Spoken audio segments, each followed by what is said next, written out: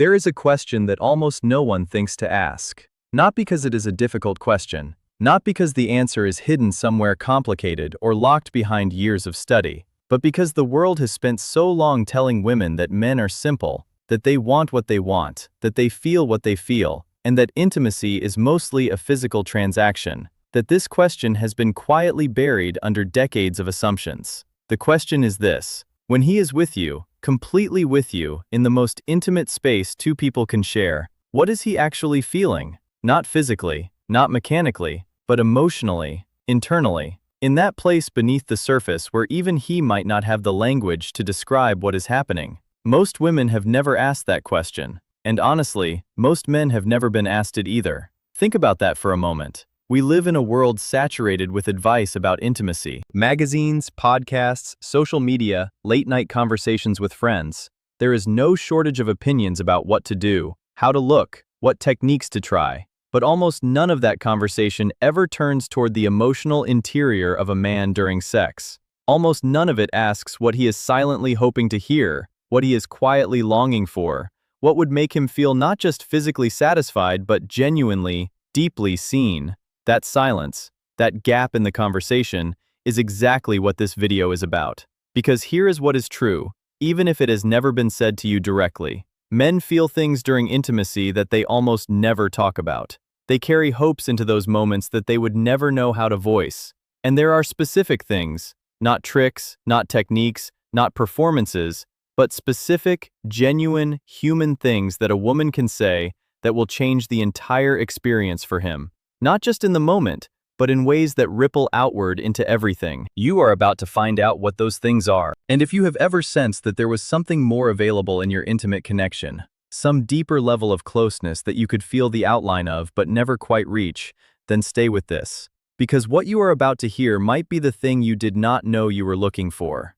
Before we get into the 5 things, there is something important to address. Something that needs to be gently cleared away before the real conversation can begin. Most women, and this is not a criticism, it is simply the truth, have been given a completely distorted picture of what men want to hear during sex. And the distortion did not come from nowhere, it came from everywhere. It came from movies that reduce men to one-dimensional desire machines. It came from certain corners of the internet that mistake performance for passion.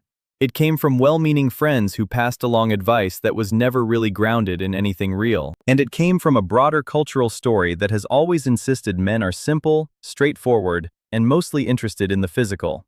So let us walk through the most common things women believe, and quietly, gently, set them aside. The first belief is that silence is perfectly fine. That men do not particularly notice whether you speak during intimacy or not. That as long as the physical experience is good, words are optional, a bonus at best, irrelevant at worst. This belief is so widespread that many women have never once questioned it. And yet it is one of the most significant sources of emotional disconnection in intimate relationships. The second belief is that exaggerated enthusiasm is what men want. That louder means better. That more dramatic means more convincing. That what he wants to hear is essentially a performance. Something theatrical and over the top that signals how incredible the experience is. This belief has done enormous damage because it has taught women to perform rather than express, and men, even when they cannot articulate why, can feel the difference between the two. The third belief is that compliments about his body or his physical abilities are the key to making him feel desired. That telling him he looks good or that he is great in bed covers the emotional territory. That praise, in its most surface form, is enough. And while compliments are never unwelcome, they are touching the outer layer of something that goes much, much deeper. And the fourth belief, perhaps the most quietly damaging of all, is that her own experience during intimacy is secondary. That what she feels, what she wants, what she needs, is less important than what he feels and wants and needs.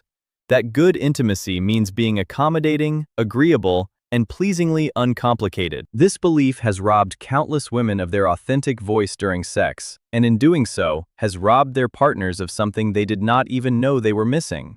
Each of these beliefs is understandable. Each of them came from somewhere real, but each of them is pointing in the wrong direction. And the moment you see that, the moment you feel the gap between what you have been told and what is actually true, Everything that follows in this video will land differently, more deeply, more personally, in a way that you will actually be able to use.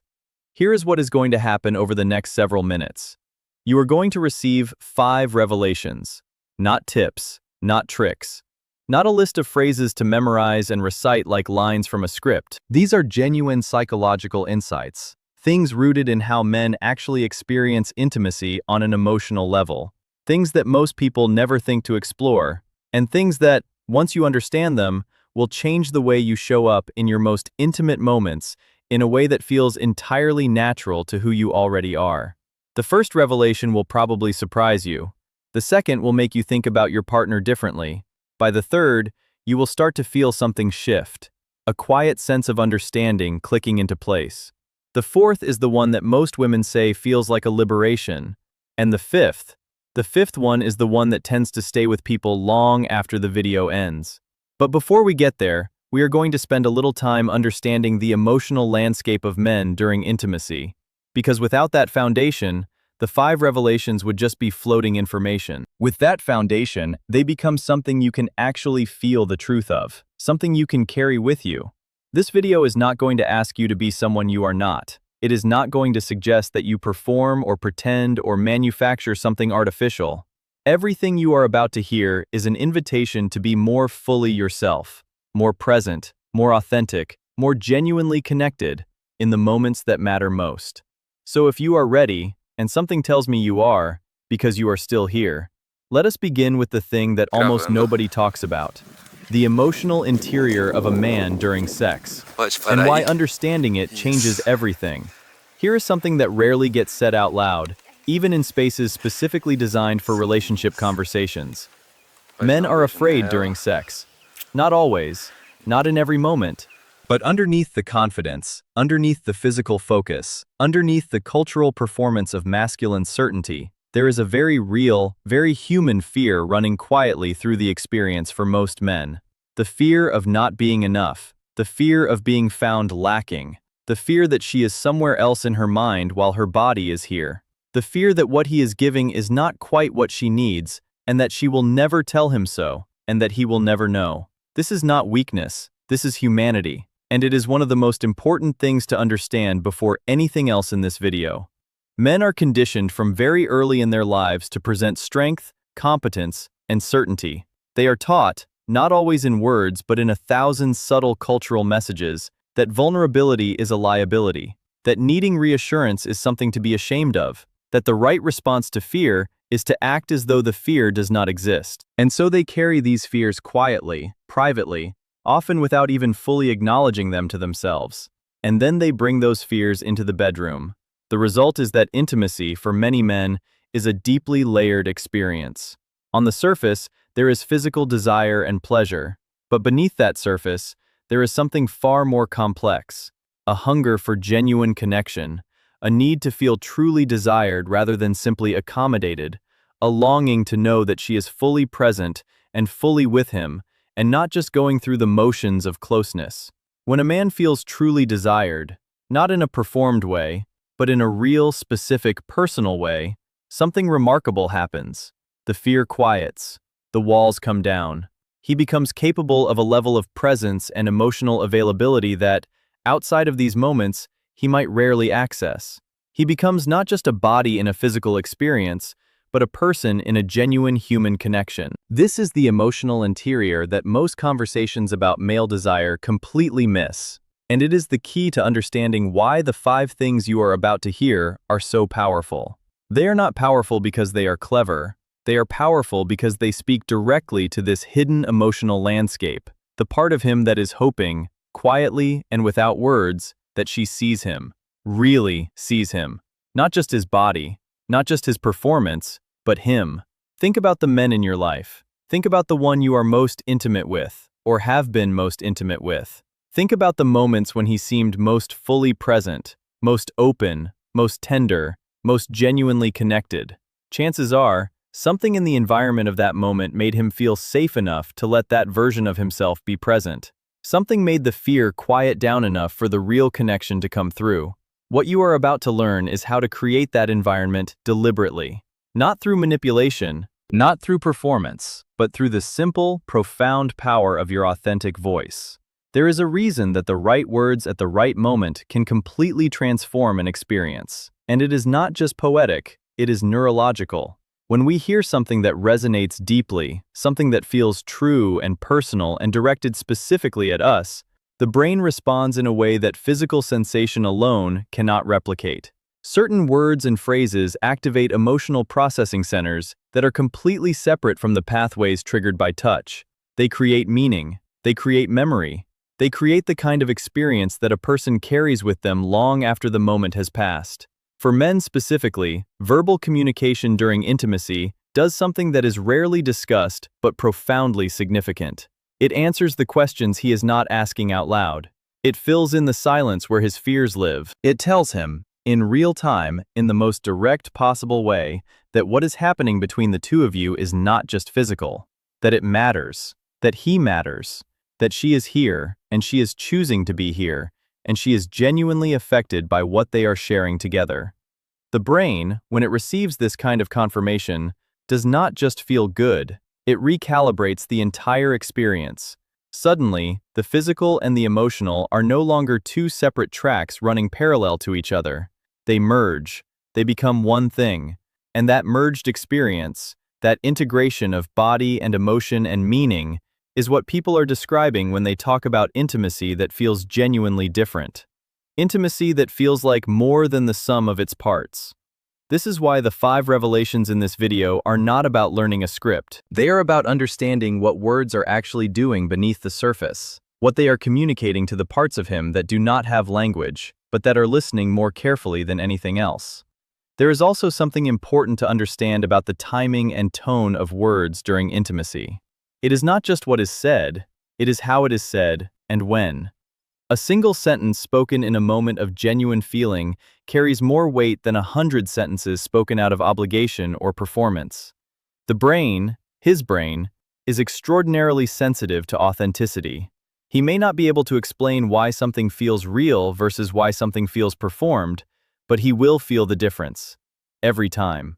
This is actually good news, because it means that the most powerful thing you can bring to intimate communication is not a memorized phrase or a practiced technique. It is simply your genuine self, your real reactions, your actual feelings, your honest experience of being with him. The goal of everything that follows is not to give you a mask to wear. It is to help you take one off. You may have come across content like this before. Lists of things to say, phrases to try, ways to communicate during intimacy.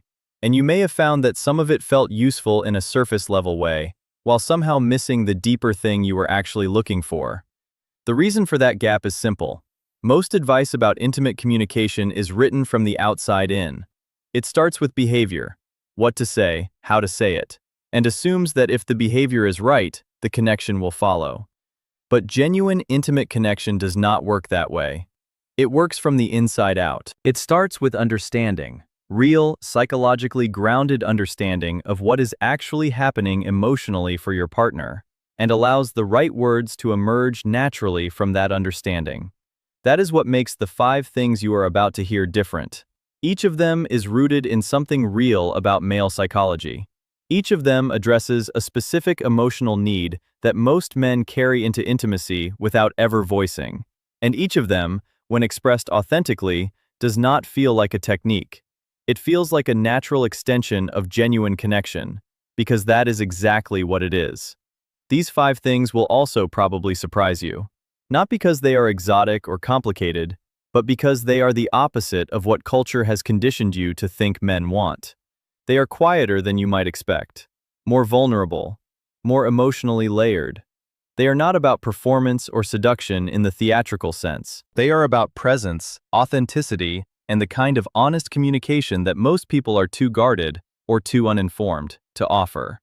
So as you move into the 5 revelations, bring your full attention. Not because the information is dense or difficult, but because each revelation deserves to land fully. Each one is a small shift in perspective that, taken together, adds up to something genuinely transformative. The first one, in particular, tends to catch people off guard, because it is about something that almost no one would ever think to name as a desire. But once you hear it, you will wonder how you ever missed it. Of all the things on this list, this is the one that surprises people the most. And it is the one that, once understood, changes the entire lens through which you see intimate connection. He needs to hear that he is safe with you. Not safe in the physical sense, safe in the emotional sense. Safe to be imperfect.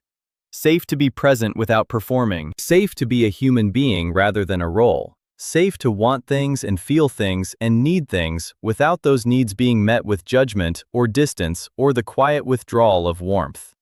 Here is the truth about men and vulnerability that almost no one talks about honestly. From the time they are very young, boys receive a relentless stream of messages about what it means to be a man. Be strong. Do not show weakness. Handle things. Do not need too much. Do not ask for too much. The emotional education that girls receive, the permission to feel, to express, to reach for connection, is largely withheld from boys. And by the time those boys become men, they have often spent decades building walls around their emotional interior that are so solid they sometimes forget the walls are even there. The bedroom is one of the very few spaces where those walls have any chance of coming down. Intimacy, genuine, physical, emotionally present intimacy, creates a biological and psychological environment where vulnerability becomes possible, where the armor that men wear through the rest of their lives can, for a moment, be set aside. But it only happens if he feels safe enough to let it. And that safety is not automatic.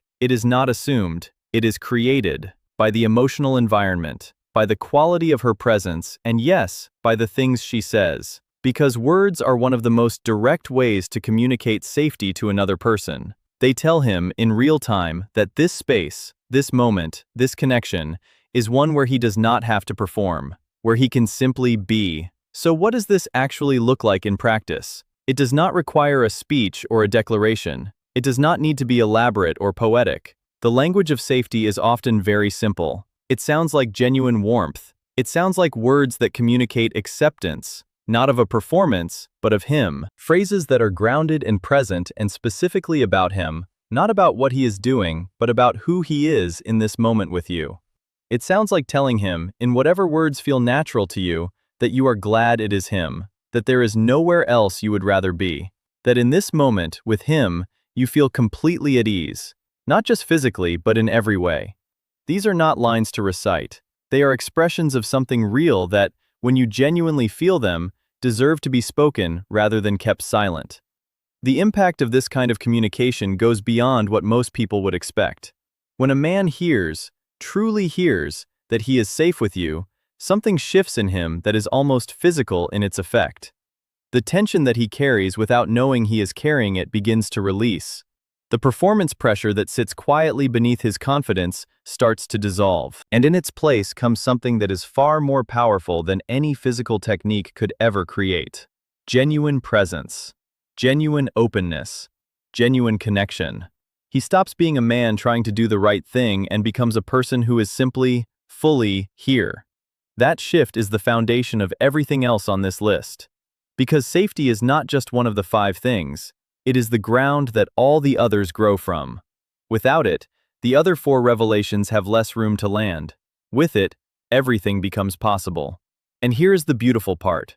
Creating that safety does not require you to be anything other than what you already are. It only requires you to say, out loud, in the moment, what you may already be feeling but have never thought to voice. We live in a world that has made presence genuinely difficult. The average person's mind is pulled in dozens of directions at any given moment. The mental list of things to do, the conversation from earlier that is still replaying, the worry about tomorrow, the awareness of the phone sitting somewhere nearby. These are not signs of a distracted or uncaring person. They are simply the reality of modern life. And most of the time, managing that mental noise is something we do so automatically that we do not even notice we are doing it. But here is what is important to understand. He notices. Not always consciously, not in a way he could necessarily name or explain, but on some level, the level that reads emotional signals before the thinking mind has a chance to process them, he feels the difference between a woman who is fully present and a woman who is physically there, but mentally somewhere else. And that difference matters to him in ways that run much deeper than he would ever think to articulate. Presence is not just about attention. It is about the quality of connection that becomes possible when two people are genuinely, completely in the same moment together. It is the difference between an experience that is physically happening and an experience that is emotionally real. And for men, who are often starving for genuine emotional connection, even when they do not have the language to say so, the presence of the woman they are with during intimacy is one of the most profoundly meaningful things she can offer him. The problem is that presence, on its own, is invisible. He cannot see it. He can only feel it, or feel its absence. And feeling the absence of something you cannot name is one of the loneliest experiences a person can have in the middle of what is supposed to be closeness. This is where your voice becomes extraordinary, because when you speak from a place of genuine presence, when your words are grounded in the specific reality of this moment, this person, this connection, you make your presence visible. You transform something internal into something he can actually receive. You close the gap between what you are feeling and what he is able to experience. What does this sound like? It sounds like words that are anchored in the now. Not general, not abstract, but specific to this moment. It sounds like noticing something real about what is happening between you and giving it language.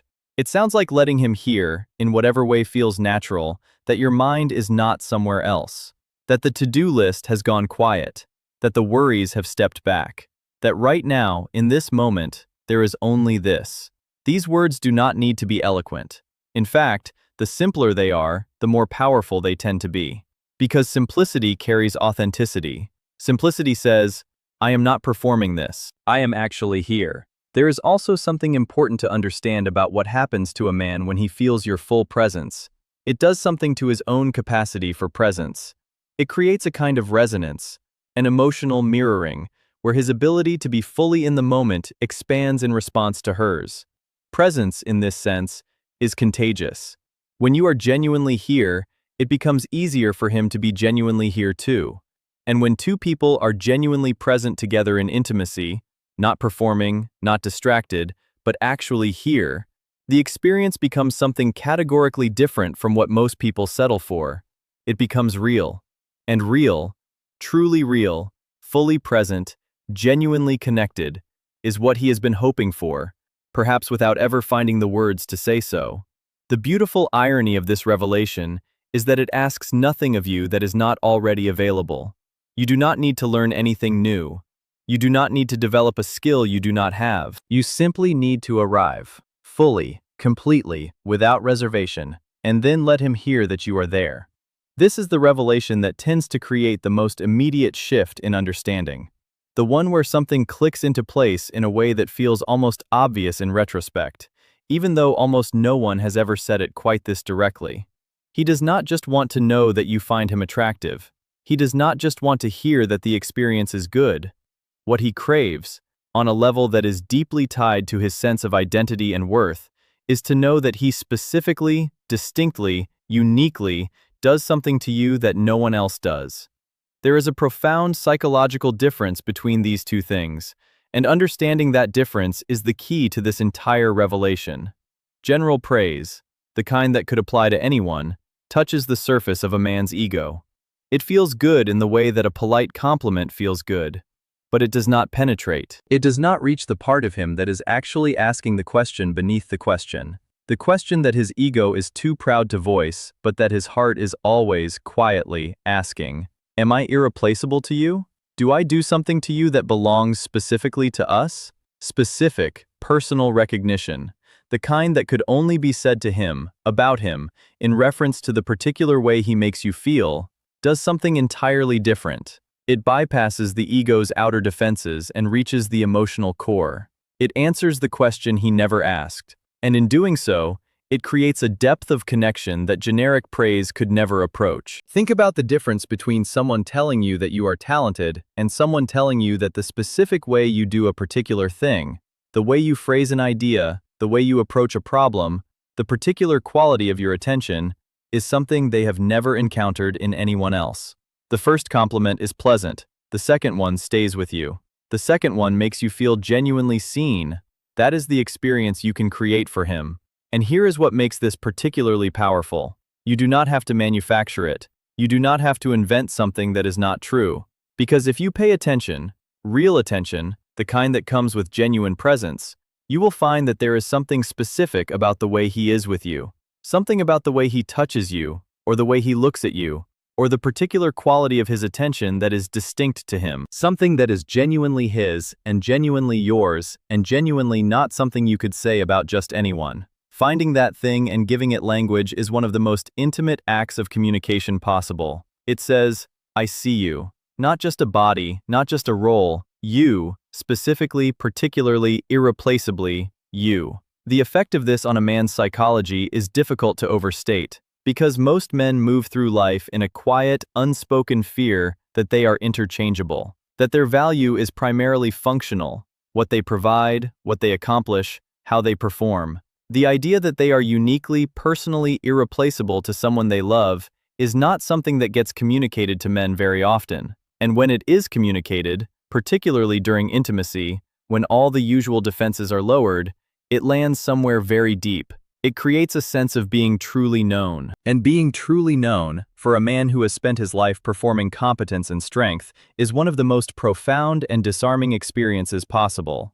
The practical application of this is simpler than it might sound. It does not require a prepared speech. It requires only that you pay attention and then speak what you notice. What does he do that is specific to him?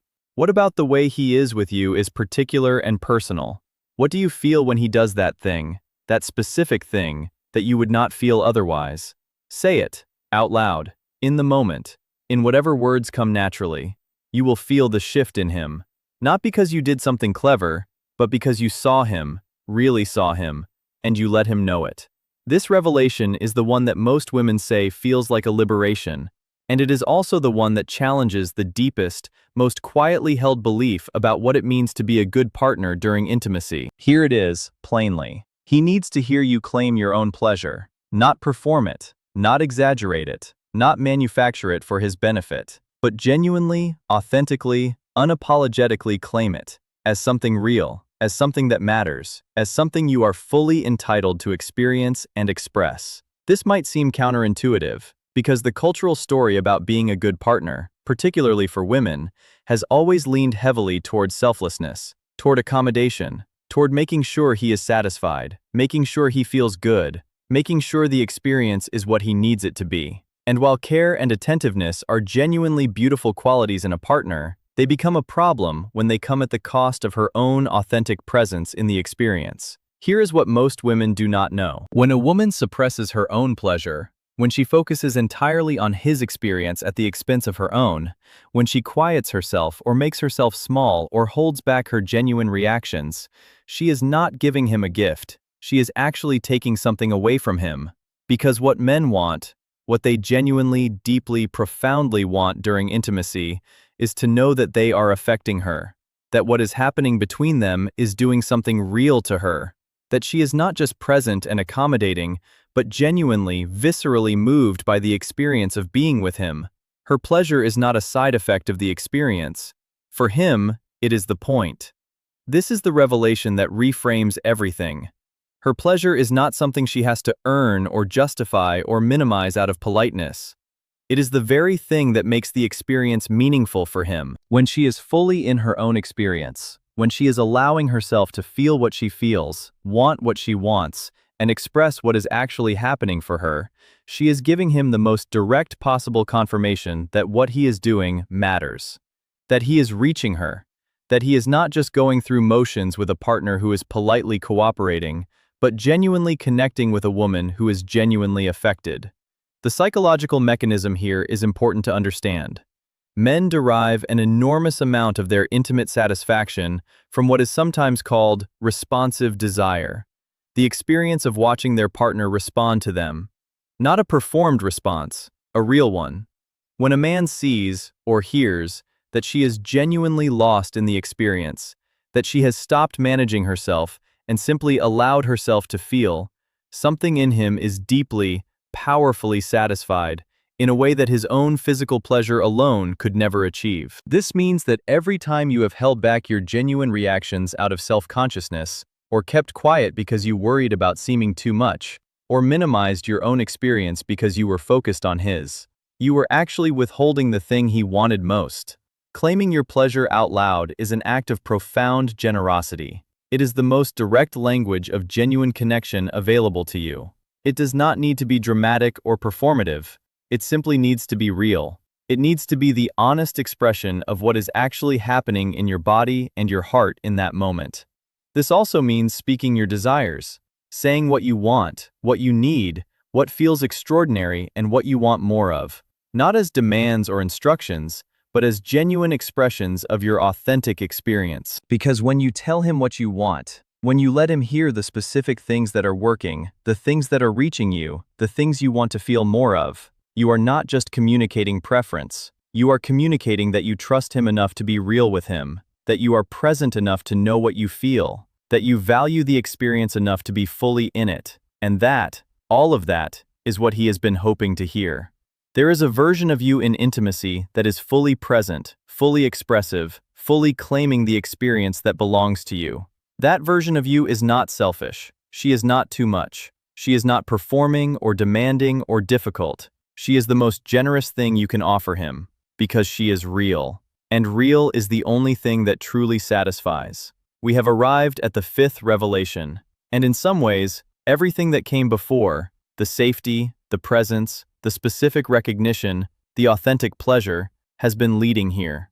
Because this is the one that lives beneath all the others. This is the quiet, beating heart of everything. He longs to hear that this moment matters. Not in a grand, sweeping, cinematic way, not in a way that requires poetry or declaration, but in the simple, direct, profoundly human way that one person tells another, what we are sharing right now is real, and it is significant, and it is something I will not forget. To understand why this matters so deeply, it helps to think about the emotional landscape that men navigate in their daily lives. Most men move through their days in a state of functional focus, working, solving problems, managing responsibilities, showing up in the ways they are expected to show up. The emotional depth of their experience is often invisible, even to themselves, because they have been trained to keep it that way. The feelings are there, the needs are there, but they have learned, over many years and many subtle lessons, to keep them running quietly in the background rather than bringing them to the surface.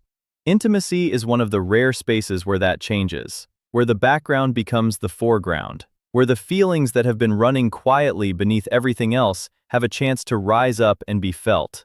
And in that space, that rare, precious, briefly open space, what a man most wants to know is that the person he is with understands what this moment is. Not just physically, emotionally, spiritually even, in the most personal and private sense of that word. He wants to know that she feels the weight of it, that she is not just here, but that she recognizes being here together as something worth recognizing. This is not about pressure or expectation. It is not about making intimacy heavy or complicated. It is about the simple, extraordinary act of acknowledging that what two people share in their most intimate moments is not ordinary, that it carries meaning, that it is held with care. And here is something that might surprise you. Men are often far more romantically oriented than they are given credit for. The cultural story about men and romance tends to be dismissive. The idea that romance is something women want and men tolerate, that emotional significance in intimacy is a female preference that men accommodate out of obligation. This story is not just inaccurate, it is almost exactly backwards. Men are deeply, quietly romantic. They remember specific moments of genuine connection with a vividness and tenderness that they rarely speak about.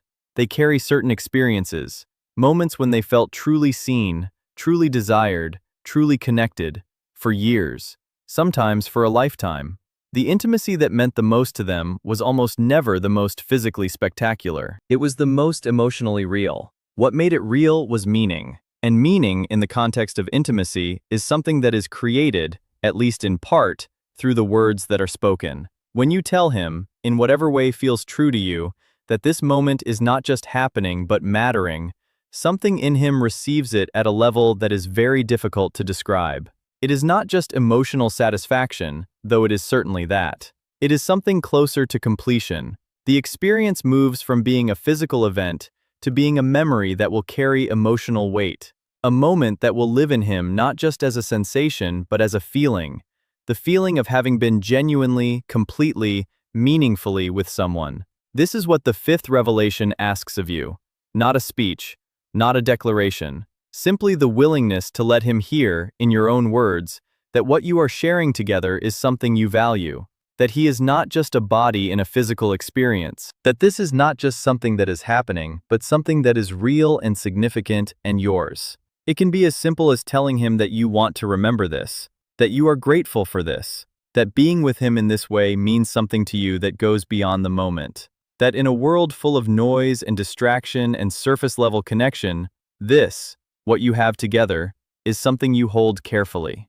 Those words, spoken genuinely in a moment of real intimacy, do something that nothing else can replicate. They make him feel not just desired, but cherished, not just wanted, but truly, deeply valued as a person.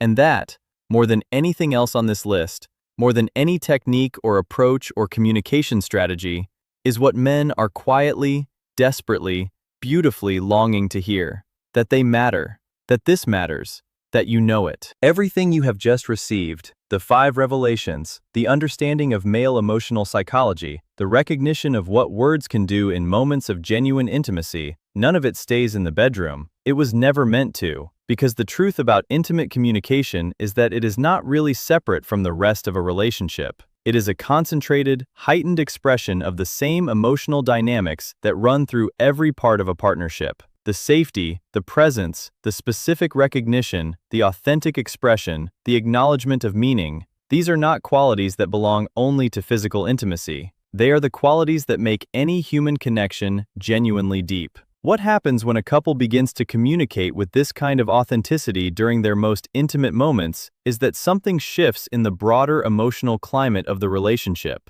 The walls that people maintain in everyday life, the careful management of vulnerability, the habitual distance that develops in long-term relationships, the quiet disconnection that creeps in when two people stop really seeing each other, these walls begin to soften, not all at once, not dramatically, but steadily, and in a way that both people can feel, even if neither of them can fully explain it.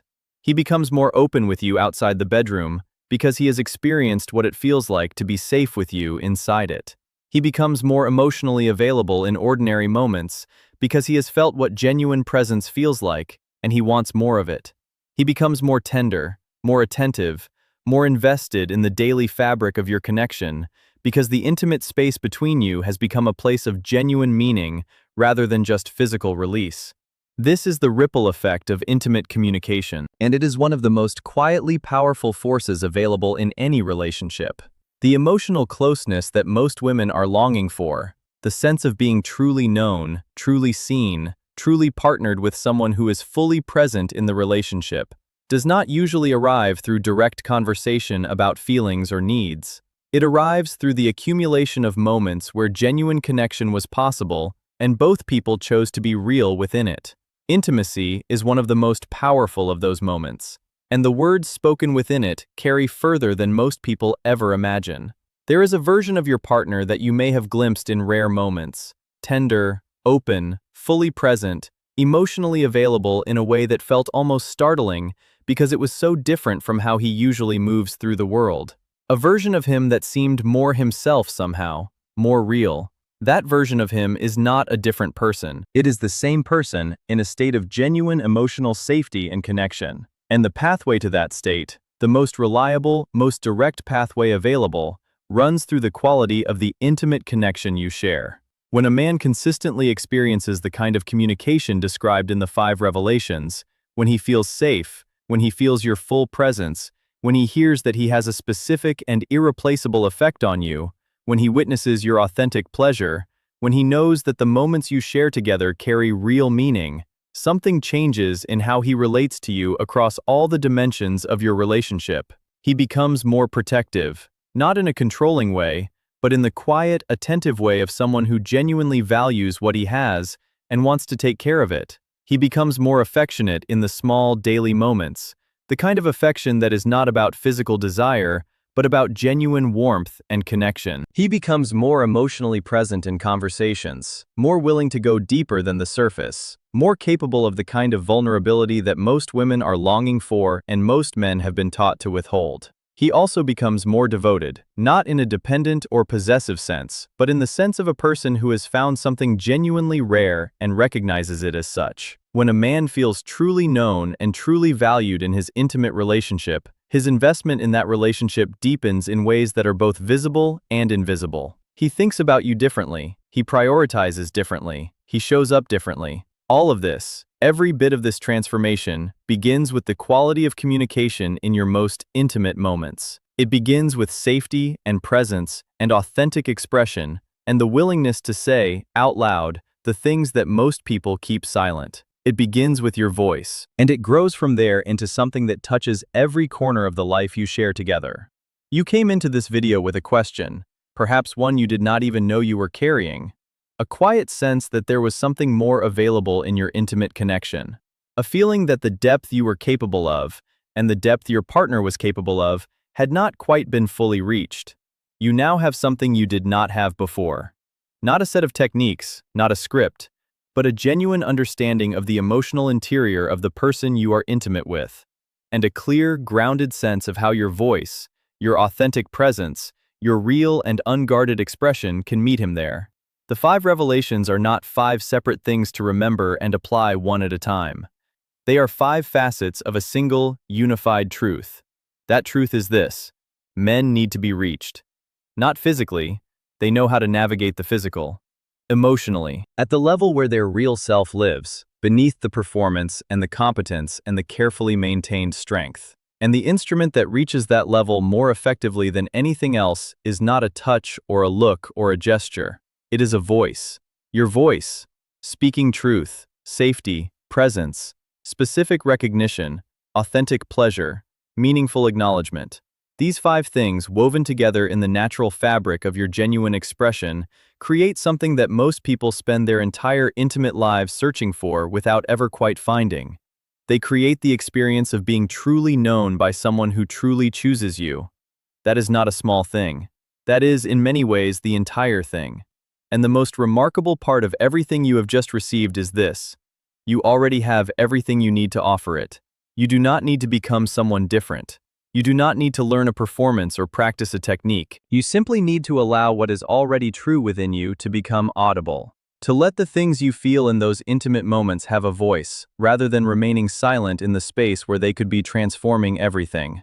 The woman who knows this, who carries this understanding into her most intimate moments, is a different kind of partner. Not because she has learned something clever, but because she has stopped holding back something real. There is a particular kind of knowing that lives only in the mind, information that is received, acknowledged, and then quietly filed away without ever changing anything. And there is a different kind of knowing, the kind that settles into the body, that shifts something in the way you move through your life, that makes it genuinely impossible to go back to the way things were before. Everything you have heard in this video is an invitation to the second kind. So here is a gentle challenge, not a demand, not a pressure, a simple, warm invitation to take one thing, just one of the 5 revelations, and bring it into your next intimate moment with genuine intentionality. Not as a performance, not as an experiment, but as an authentic act of connection. As the deliberate choice to let something real be spoken that might otherwise remain silent. Notice what happens. Not just in him, though you will likely notice something there too, but in you. Notice what it feels like to be fully present and fully expressive in a moment of genuine intimacy. Notice how it changes the quality of your own experience, not just his. Notice the shift in the space between you when authenticity replaces habit and genuine connection replaces comfortable distance. Knowledge, on its own, is just information. It lives in the mind and goes no further. But knowledge that is lived, that is brought into the real, breathing, feeling moments of your actual life, becomes something else entirely. It becomes wisdom. It becomes change. It becomes the quiet, steady transformation of something ordinary into something extraordinary. You now have the knowledge. What you do with it is entirely, beautifully yours to choose. And whatever you choose, whatever step feels right, whatever feels true, whatever feels like the most authentic version of the woman you are becoming, know that the capacity for it has always been inside you. You are simply, finally, giving it permission to speak. Thank you for being here. Genuinely. Not in the way that words like that are often said, automatically, as a formality, but in the real sense. Because staying with a piece of content like this all the way through takes something. It takes a willingness to look honestly at your intimate life and ask whether there is more available than what you have been settling for. It takes the kind of emotional courage that does not always get recognized as courage, but absolutely is. You showed up for this, and that matters. If something in this video resonated with you, if one of the 5 revelations landed in a way that felt true, or if the understanding of male emotional psychology shifted something in how you see your partner, then there is more where this came from. This channel exists to give you the kind of relationship and intimacy content that actually goes somewhere, that treats you as the intelligent, emotionally complex, deeply capable woman you are, that does not offer you surface-level tips, but genuine, psychologically grounded insight into the connections that matter most in your life. If you have not already, consider subscribing. Not because of an algorithm, but because this conversation is ongoing, and the next chapter is already waiting for you. And if this video gave you something real, share it with someone who might need it too. Because the women in your life who are quietly wondering whether there is more available in their intimate connections deserve to know that the answer is yes. There is always more available, and it begins with your voice. Take good care of yourself, and we will see you in the next one.